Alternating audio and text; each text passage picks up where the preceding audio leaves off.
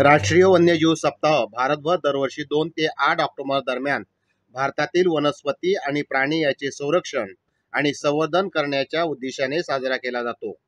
2 October ते 8 October दरम्यान वन्यजीव सप्ताह नॅशनल वाईल्डलाईफ वीक साजरा केला जातो। 2024 मध्ये 70वा वन्यजीव सप्ताह साजरा करत आहोत। भारतीय वन्यजीव मंडळाची स्थापना करण्यात आली आणि भारताच्या वन्यजीवाचे संरक्षण करण्याच्या दीर्घकालीन उद्दिष्टाबद्दल जागरूकता निर्माण करण्यासाठी 1952 मध्ये वन्यजीव सप्ताहाची संकल्पना मांडण्यात आली। सुरुवातीला वन्यजीव दिन 1955 मध्ये साजरा करण्यात आला, जो नंतर 1957 पासून वन्यजीव सप्ताह म्हणून साजरा करण्यात येत आहे। पृथ्वीवर प्रचंड जैवविविधता आहे, परंतु जंगलतोड, वाढते शहरीकरण, औद्योगिकरण, पशु पक्ष्यांच्या अधिवासावर मानवी आक्रमण यासारख्या बाबीमुळे हल्ली माणसाची जंगली प्राण्याशी संबंध येत नाही आणि येतो तेव्हा दोन्ही बाजूंनी संघर्ष होतो। ही परिस्थिती बदलण्यासाठी या वन्यजीव सप्ताहाच्या निमित्ताने प्रयत्न होत असतो। खरे तर कोणताही वन्यजीव स्वतःहून माणसावर हल्ला करत नाही, परंतु त्याच्या राहण्याच्या क्षेत्रावर, वन्य अधिवासावर शेती, रस्ते, महामार्ग, निवासी क्षेत्र व बांधकामाच्या रूपाने होणारे मानवी आक्रमण मर्यादा पलीकडे गेले की ते जंगलाच्या सीमेवर खेड्यात घुसून मुख्यतः पोटासाठी गायी, गुरे, शेळ्या, मेंढ्या मारतात व त्यातून मानव वन्यजीव असा लढा उद्भवतो। भारतासहित जगातील इतर पुरातन संस्कृतीमध्ये सांगितल्याप्रमाणे मानव आणि वन्यजीव मैत्री असणे ही संपूर्ण पृथ्वीची गरज आहे, कारण वन्यजीवाखेरीज मानव सुखाने राहू शकणारच नाही। ही जागृती रुजवण्यासाठी भारत सरकारने इंडियन बोर्ड ऑफ वाईल्डलाईफची स्थापना पूर्वीच केली आहे। निसर्ग आणि प्राणी यांचे अतूट नाते असून एकमेकांना पूरक आहेत। निसर्गाचे संतुलन ठेवण्यासाठी प्राण्यांचे योग्य प्रमाण असणे गरजेचे आहे, पण त्यावर नियंत्रणही निसर्गच ठेवतो। भारतासह जगभरातील प्राण्यांच्या अनेक जाती दुर्मिळ तर काही नष्ट होण्याच्या मार्गावर आहेत। अशा प्राण्यांच्या प्रजाती नव्याने निर्माण होण्यासाठी व निसर्गाच्या चक्रामध्ये त्यांचे महत्त्व ओळखून त्यांची संख्या वाढवण्यासाठी प्रयत्न करणे आवश्यक आहे। प्राण्यांशिवाय मानवी जीवन शून्य आहे।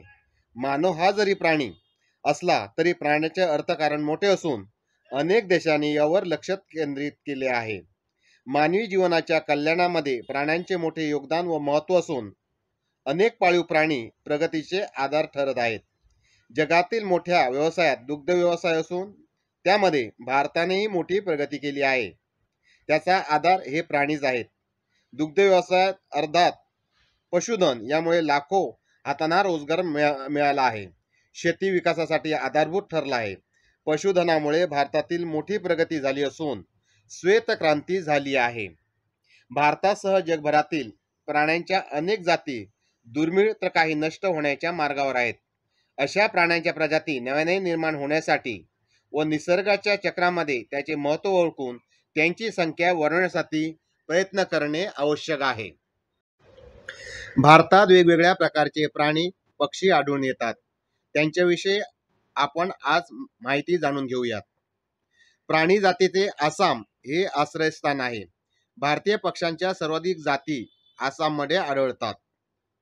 निलगिरी रांगा हे मुक्त मैदाने असून भारतातील जंगली हत्तीचे हे दुसऱ्या क्रमांकाचे मोठे वसतिस्थान आहे।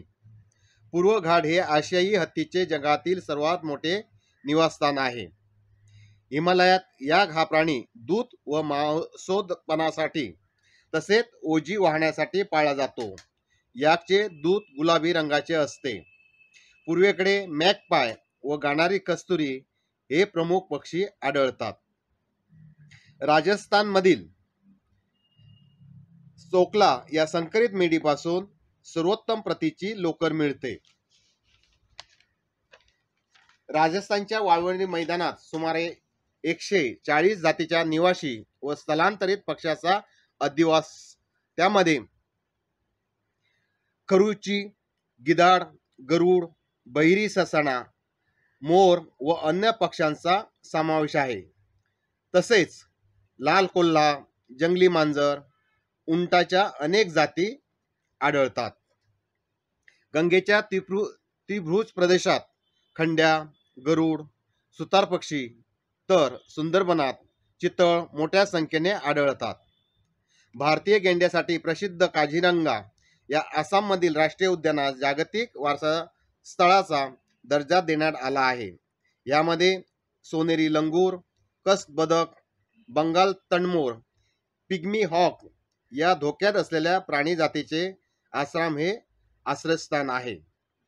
तसेच जगातील सर्वाधिक पाणम्हशी आसाममध्येच आढळतात.